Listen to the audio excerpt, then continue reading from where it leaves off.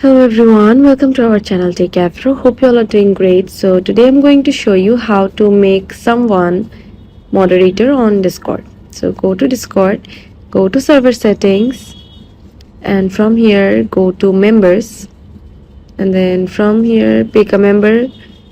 I'm going to choose his and then tap edit roles. From here you can see moderator, so tap on moderator and then tap save. So this member is now my server's moderator. And if you want to create roles, so tap roles and then go to the plus icon and now type moderator and then tap color and then tap create and then tap select. Now pick a member and then tap finish. So yeah, this is how you can make someone moderator. So thanks for watching. Hope this video helps you.